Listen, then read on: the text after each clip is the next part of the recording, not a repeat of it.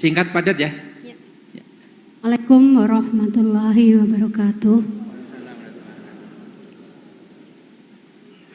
Pertanyaan saya singkat saja. Yang pertama, Al-Quranul Qadim itu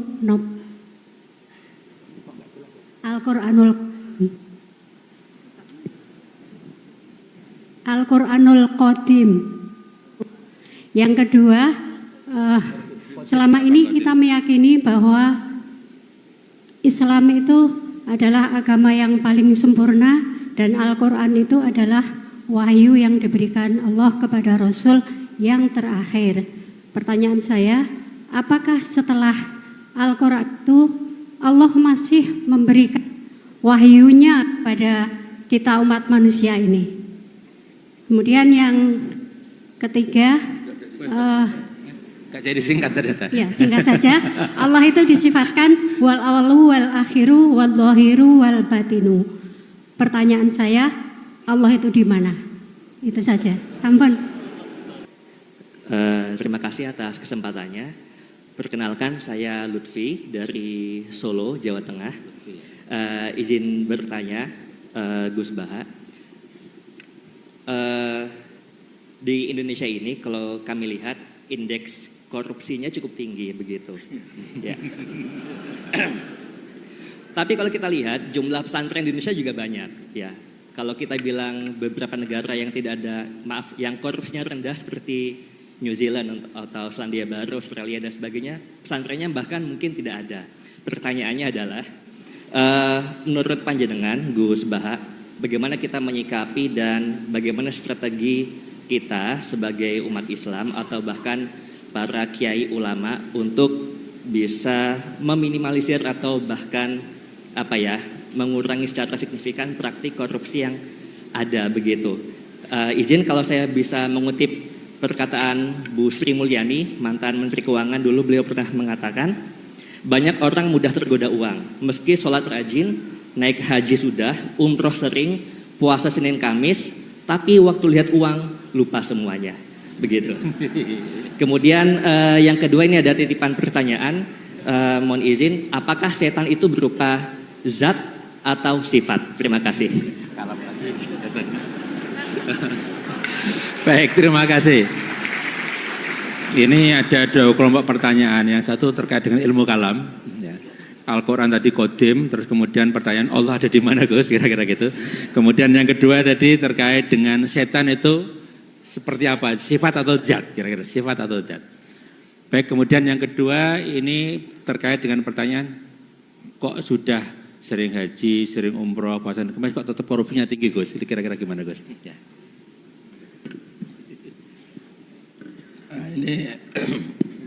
Ini yang ngawur ini pertanyaannya ini. Begini, tak pikir Pak Lutfi gubernur. Begini, jadi di antara yang ditakutkan Rasulullah itu nanti, ini mbaknya siapa namanya tadi? Mbak, itu enggak agak dulu tadi. Mbak ya, enggak nyebut nama tadi. Silakan. Ya. Jadi gini, manusia itu punya jiwa ingin tahu. Ingin tahu itu bisa liar. Ada beberapa orang yang bilang, saya ini tidak akan menyembah Allah karena saya tidak tahu, tidak kenal. Macam-macam lah, yang jurusan filsafat itu. Jadi zaman itu Nabi sudah ngendikan nanti setan itu selalu menggoda manusia. Pertama bikin mukadimah yang baik. Ini bumi diciptakan Allah, ini langit diciptakan Allah. Lalu Allah sendiri asal-usulnya gimana? Terus kata Nabi, jika kamu pada titik itu, maka hentikan. Nah, menghentikan itu manusia itu mudah sekali. Makanya saya pernah bilang, saya mungkin saat melihat sinetron apa saja, tentang Joko Tingkir ya boleh, tentang Mak Lampir ya boleh, yang penting itu manusia lah. Itu mungkin pas dekat-dekatnya saya dengan Allah, karena itu melawan diskusi dengan setan. Jadi banyak peristiwa sahabat itu tanya Allah itu di mana. Sama Nabi itu disuruh, kira-kira disuruh makan, disuruh apalah, yang penting mengalihkan diskusi itu. Nah caranya gimana? Caranya adalah kita yakin sistem tubuh kita ini profan, sistem tubuh kita ini seperti ini, punya keterbatasan. Jadi dari awal kita harus yakin sistem yang serba terbatas ini nggak mungkin bisa melihat zat yang tidak terbatas.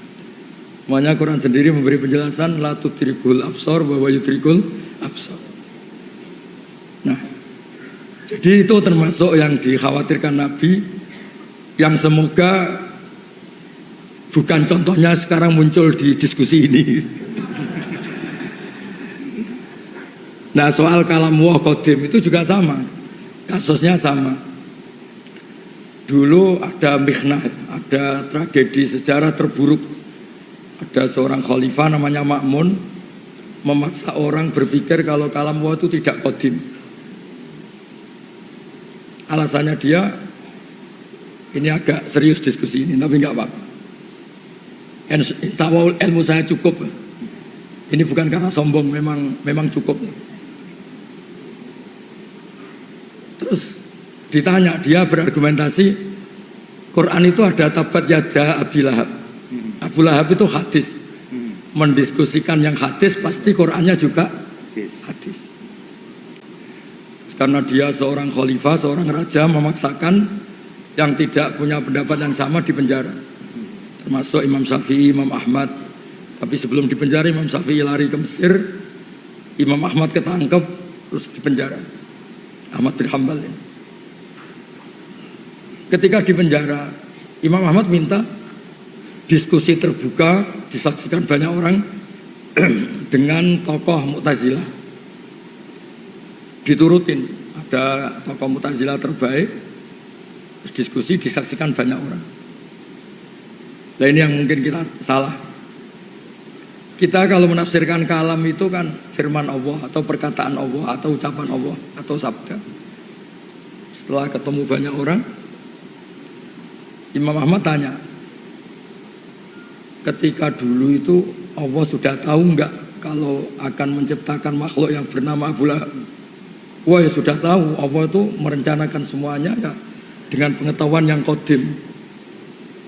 Termasuk Allah tahu sebelum menciptakan suatu saat Baha ini disuruh Pak Fathul Wahid ngisi pengajian meskipun Pak sakit.